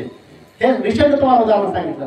दुसरी गोष्ट, एक मद्रासमध्ये तुम्हाला एक कार्याच्या संदर्भात सांगतो मी. तुम्हाला म्हणतो की महाराज तुम्ही हे काय सांगताय, म्हणजे तुम्हाला सांगितलं की भारताच्या तुमच्या रिसेंट उदाहरण आहे. सध्या मला त्यांच्याबद्दल अनिल अंबानी साहेबांना मी मुंबईला मंत्रालयात असताना की आम्ही ते हे जे आहे नरीन पॉईंटला मी चर्चगेटला राहायचो, तर अनिल अंबानी साहेब आपले उद्योगपती ते व्यायामाला आले. मी 2-4 वेळेस त्यांना बघितलं, 2 त्यांचे बॉडीगार्ड आणि तिथं व्यायाम करायचे. मला असं भेटायची इच्छा आली, कारण ती सहज बोलले, कारण मंत्रालयात मी क्लासरूम मोठा अधिकारी होतो, क्लासरूम ऑफिसर होतो मी अप्पर क्लासवर, त्याच्यावर काय नाही. पण त्यावेळी मी अनिल अंबानी साहेबांना जवळून बघितलं. म्हणजे दोघा भावाची परिस्थिती बघा. मी का बोलतोय, म्हणजे मी जाहीर का सांगतोय प्रारब्धच्या अनुषंगाने. तर त्यांनी काय कमी प्रयत्न केलेत का अंबानी साहेबांनी, अनिल अंबानी साहेब नाही. पण मुकेश अंबानी भारताचे नंबर 1 चे उद्योगपती आणि अनिल अंबानीची परिस्थिती म्हणजे मुकेश अंबानी साहेबांनी त्यांची परिस्थिती 4000 कोटी त्यांना दिले, पण तरी परिस्थिती सुधारली का नाही. आणि म्हणून प्रारब्धाचे प्रकार काय माहिती का, की परीक्षा प्रारब्ध म्हणजे एखाद्याचा जर तोट्यात जर धंदा चालत असेल आणि मित्राला दया आली, अरे ह्याचा धंदा तोट्यात चाललेला आहे आणि मग मी काय करतो, तुझ्यामध्ये थोडंसं भांडवल गुंतवतो, मी तुला एक 50 लाख रुपये देतो, तुझ्यात गुंतवतो. आणि त्याचा प्रारब्ध त्याचं खोट आहे ना, तूही गड्डे त्याच्याबरोबर. म्हणून त्याला काय म्हणतो आपण, परीक्षा प्रारब्ध. किंवा आणि काही एखाद्या गोष्टी समजा आपलं काही इच्छा नसताना त्यांना कोणा पैसे द्यावे लागतात, त्याला अनिच्छा प्रारब्ध असे म्हणतो. प्रारब्धाचे आणखी प्रकार आहेत काय, की आध्यात्मिक प्रारब्ध, त्याच्यानंतर अधिभौतिक प्रारब्ध आणि दैविक प्रारब्ध असे प्रारब्धचे प्रकार आहेत. हे 3 प्रकार आहेत. विठ्ठल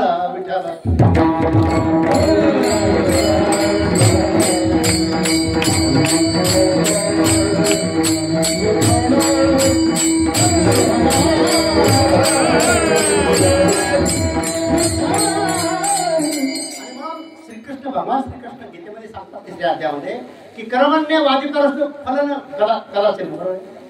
कर्मण्यवाधिकारस्ते फल कदाचन मा कर्म. तर म्हणजे तुम्ही कर्म करा पण त्या फळाची अपेक्षा करू नका. कर्म करा पण असं भगवान श्रीकृष्ण. मग आता मी नोकरी करतो आहे, जे कोणी नोकरदार आहेत मग तरी नोकरी करायची, किंवा एखादा हमाल स्टेशनवर आहे, रेल्वे स्टेशनवर, आणि त्यांनी सांगितलं की नाही साहेब ही तुमची बॅग आहे. तो म्हणता की तुम्ही सांगितलं की कर्म करा पण फळायचं आहे. अरे ते म्हणते मला काय कर्म, मला काय रोजगार नको का? मी तसं म्हणत नाही की तुम्ही निष्काम कर्म करा तर तुम्हाला भगवंत फळ आपोआप देतो, बरोबर नाही? आणि म्हणून भगवंताची भक्ती जर करताना आपण काय म्हणतो की देवा मला हे दे, माझ्या पोरांचं असं होऊ दे, मला हे दे, मला इतकं पैसे दे, आपण सतत देवाला मागत असतो. निष्काम करतो का? आपण काही करत नाहीये, बरोबर आहे नाही? म्हणून भगवान श्रीकृष्ण म्हणतात काय म्हणतात की अर्जुनाला सांगतात की तू निष्काम करतो. म्हणजे अर्जुनाला भगवान श्रीकृष्ण तू योगयुक्त होऊनी फळाचा संग टाकूनी अर्जुना मग चित्त देऊन मग अर्जुना कर्मे करी. म्हणजे भगवान श्रीकृष्ण सांगतो एवढा. म्हणजे गीता हे काय आहे? ज्ञानेश्वरींनी आपलं गीतेवर टीका काय ज्ञानेश्वरी लिहिली आहे, गीता हा योगशास्त्रच आहे. म्हणून भगवान श्रीकृष्ण सांगतात की अर्जुना तू योगयुक्त होऊनी फळाचा संग टाकूनी मग अर्जुना चित्त देऊन कर्मे करी. म्हणजे कर्म कसं केलं पाहिजे? आपण कर्म आपण हे स्वतः आपण निष्काम कर्म केलं पाहिजे. निष्काम कर्म केलं कुठलंही कर्म आहे ते आपण केलं पाहिजे. मी अगोदर सांगितलं की पाप पुण्य आहे आणि म्हणून काय केलं पाहिजे की पाप आपण पुण्याची बॅग सतत भरली पाहिजे, बरोबर? एक मी तुम्हाला दृष्टांत सांगतो. आता परवाचा रिसेंट मद्रासमध्ये आपलं आहे की तामिळनाडूमध्ये एक राज्य आहे. तिथं काय झालं माहिती का? हे कॉलेजचा एक म्हणजे सत्य घटना आहे. म्हणजे सुप्रीम कोर्टामध्ये या झाले. मी प्रारंभाच्या अनुसाराने सांगतोय. तिथं मेरुगम नावाचा एक विद्यार्थी तो इंजिनियर झाला. बघा म्हणजे काय म्हणतो मी अगोदर काय सांगितलं तुम्हाला की प्रॉज अँड कॉन्स आहे की प्रारंभ स्वच्छाचा का प्रयत्न माझा. तर मेरुगम होता तर त्याच्याच गावातील एका मुलीशी हा इंजिनियर झाला, केमिकल इंजिनियर. ती मात्र BA ग्रॅज्युएट होती. दोघांचं प्रेम प्रकरण जमलं, दोघांनी लग्न कसं होतं? आंतरजातीय होतं. परंतु काय होतं आपण सराट पिक्चर सगळ्यांनी बघितला, बरोबर आहे नाही? मला तुम्हाला हे काय सराटचं कशाला नाव काढलं, पण मी मुद्द्याला धरून बोलतोय, सत्य घटना आहे. तर दोघांनी लग्न केल्यानंतर तो बंगलोरला गेला आणि राहायला लागला. परंतु जी मुलगी जी आहे नाव घेऊनच सांगतो मी तुम्हाला, तिचं नाव होतं कानांगी. हा मेरुगम. दोघांचं लग्न झालं पण कानांगीचं काय तो उच्च जातीतला होता, हा कनिष्ठ जातीतला मुलगा मात्र. आणि मग त्या मुलीकडच्यांना प्रचंड राग. तर त्या काय केलं की त्या मुलीच्या वडिलांनी आणि भावानी ते मात्र आदांडच होते, कोयता कोणी केलं आणि त्यांना बोलवलं दुसऱ्या त्या मेरुगमच्या वडिलांना सांगितलं तुमच्या मुलांना घेऊन या. आणि ते आल्यानंतर आदल्या दिवशी सांगितलं त्याला मात्र कुठून ते आहे ते पहाटे आणलं. सगळा जमाव होता आणि त्या सगळ्या जमावासमोर त्या मुलीला पण आणलं. आणि तुम्हाला सांगतो भक्तगण श्रोतो, सत्य घटना आहे, अतिशय वाईट आहे घटना. तर त्या दोघांना नाही काय केलं, निओक्रॉन म्हणजे इन्सेक्टिसाइड शेतावर फक्त नाही तर त्यांना बळजबरीने त्याला विष पाजलं. बळजबरीने विष काय झालं काय होईल माहिती तुम्हाला? निओक्रॉन झालं अतिशय जहरीले विषय, जागेवर दोघांचा मृत्यू झाला. कधी? 2000 माझ्या माहितीवर 2014ला. आणि मग हे झाल्यानंतर काय झालं दोघांचा, पण मात्र मुलीच्या जे आई वडील त्यांनी सगळं मॅनेज केलेलं होतं. सगळं काय पोलिसांना पैसे देऊन काहीतरी सगळं केलं होतं. लोकल पोलिसांनी तपास केला. पण झालं काय, मुलीचे आई वडील त्यांनी मात्र मद्रास हायकोर्टचे दरवाजे ठोठावले. मद्रास हायकोर्टचे ठोठावल्यानंतर मद्रास हायकोर्टाने काय केलं, the case was handed over to the CBI. त्याचा तपास मात्र. आणि ते अगोदर काय झालं होतं की आपलं एक पकरूड गाव आहे, पकरूडमध्ये हे जर समजा घटना घडलेली आहे, डबल मर्डर झाला आहे आणि पोलीस स्टेशन मात्र इटला. ज्या दिवशी घटना झाली तिथल्या PSI आणि इन्स्पेक्टरला हे माहित होतं, परंतु त्यांनी सगळं संगणमताने केल्यामुळं सगळं मॅनेज केल्यामुळं ते लोकल पोलिसांनी तपास केला आणि मुलीकडच्या त्या वडिलांचं नाव टाकलं त्याच्यामध्ये, ते 8 आरोपी केले आणि चार्जशीट दाखल केला. पण मुलीच्या वेळी स्वस्त बसले नाही, मद्रास हायकोर्टचे दरवाजे ठोठावले. ते ठोठावल्यानंतर CBIकडे तपास केला, नव्याने चार्जशीट दाखल झालं. आणि त्यावेळी मात्र काय झालं, चार्जशीट झाल्यानंतर जो फौजदार आहे, जो इन्स्पेक्टर आहे, तर त्यांना मात्र फौजदाराला काय झालं, त्यालाही जवळपास 4 वर्षे शिक्षा झाली. 217 आणि 218 IPC खाली. आणि दुसरा जे क्रम आहे 313 मी सगळं सांगत नाही तुम्हाला. आणि दोघांनाही जन्मठेपेची शिक्षा झाली. काय झालं, ज्या दिवशी डबल मर्डर झाला ह्या फौजदार आणि इन्स्पेक्टर दोघांनाही माहित होतं, बरोबर एक नाही? आणि म्हणून झालं काय की खालच्या ट्रायल कोर्टने ह्या दोघांना बाकीच्या चौघांना दिली अशी शिक्षा, पण ह्यांना सुद्धा जन्मठेप दिली. आणि म्हणून हे उच्च न्यायालयात गेले, त्यातला फौजदार सुटला, सुप्रीम कोर्टात केस गेली. सुप्रीम कोर्टाने सांगितलं अतिशय हा घटनास्पद प्रकार आहे. जर समजा 3 किलोमीटर ही घटना घडलेली आहे, तुम्ही 15 दिवसांनी तुम्ही जर गुन्हा दाखल केला आहे तर त्या इन्स्पेक्टरची काय झालं, जन्मठेपेची शिक्षा कायम ठेवली. सुप्रीम कोर्ट 2025 या 25-45 हे तुम्हाला सांगतो. कोणी वाचून बघा, कोण वकील असले सांगा. सत्य घटना आहे. सांगायचा उद्देश काय, प्रारब्ध काय, इन्स्पेक्टरनी ड्युटीवर आहे नाही वर्दीवर, कर्म काय केलं, कर्म गुन्हा म्हणजे मॅनेज केलं, चांगलं कर्म केलं नाही, खोटं कर्म केलं, काय झालं, जन्मठेपी शिक्षा भोगावी लागली. म्हणून काय करायला पाहिजे, कर्म हे मात्र चांगलं केलं पाहिजे. विठ्ठल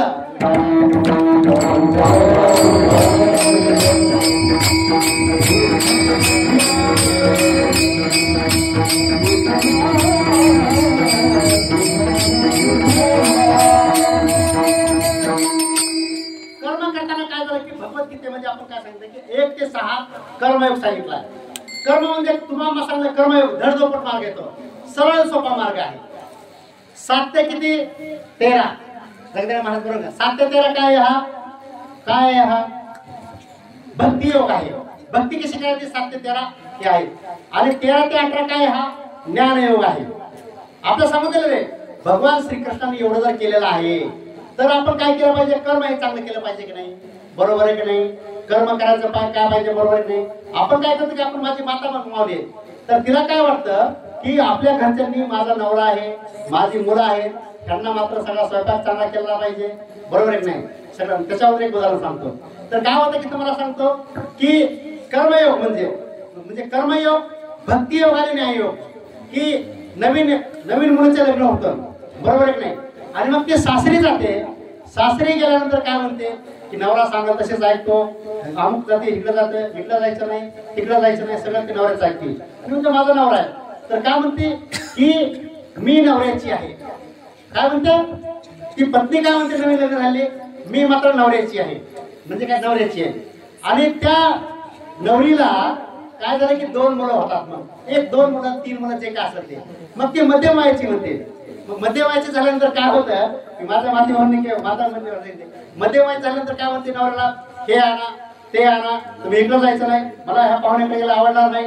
मग ते सगळं काय करतो, सगळं काय नवरा तिचा, ती काय म्हणते नवरा माझा आहे. अगोदर काय म्हणाली मी नवऱ्याची आहे. पुन्हा काय म्हणते की नवरा कोणाचा आहे, माझा आहे, माझ्याप्रमाणे ऐकतो. म्हणजे काय म्हणतात की माझ्या तरावर नाटतो, सगळं माझा नवरा माझा आहे, बरोबर आहे की नाही.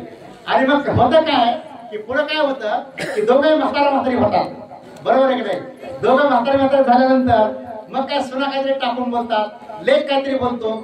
अरे ते म्हणते काय माझ्या नवऱ्याला कसं टाकून का बोलले, माझ्या बायकोला का म्हातारी. ती म्हणतात अरे हे काय चाललंय म्हणे, आम्हाला अजिबात तुम्ही बोलत नाही, आम्ही तुमच्यासाठी कष्ट केले आयुष्यभर, हे आम्हाला टाकून का बोलतात. आम्ही दोघं काय येतं एकच आहोत, आम्ही म्हातारी काय येतं एकच आहोत.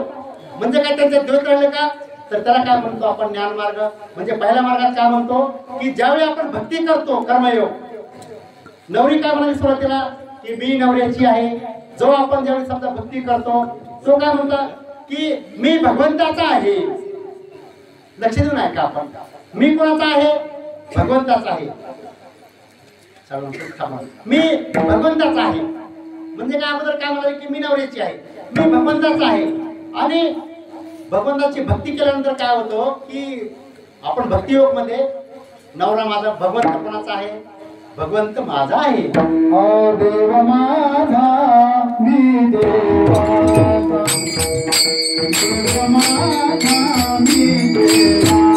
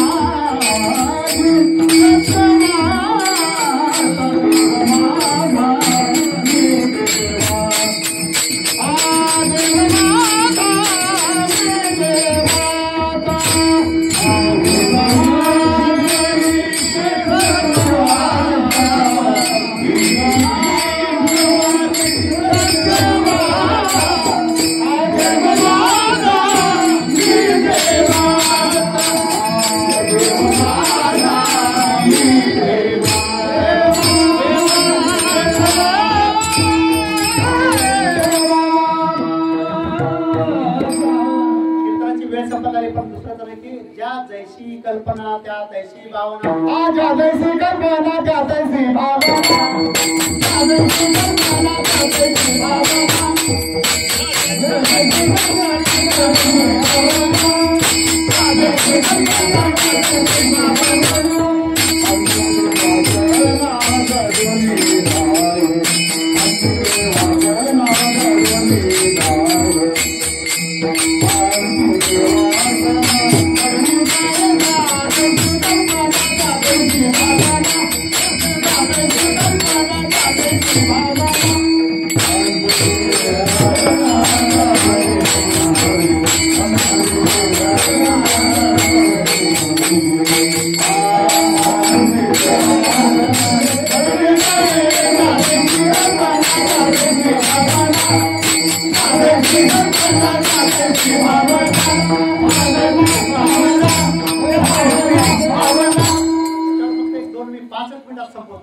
की जशा आपल्या भावना आहेत, जशी आपली वासना आहे, की राजा जळभरीत राजाचं सगळ्याला उदाहरण माहिती भागवतामध्ये आलेलं आहे की जळभरीत राजा हा काय करतो की जंगलामध्ये तपश्चर्येसाठी जातो आणि त्याने काय करतो की एक वाघाला पाहून हरिण आहे ते हरिण पाहताना त्याचा गर्भपात होतो आणि तो हरिणाला सांभाळायला लागतो आणि ज्यावेळी त्याचा अंतकाळ येतो तर त्यावेळी कोणाचा हरणाचा ध्यास करत असतो आणि त्याला हरणाचा धर्म होतो. म्हणजे आपण ज्यावेळी आपला वासना आहे म्हणून आपले सतत आपली भावना आपण चांगली ठेवायला पाहिजे.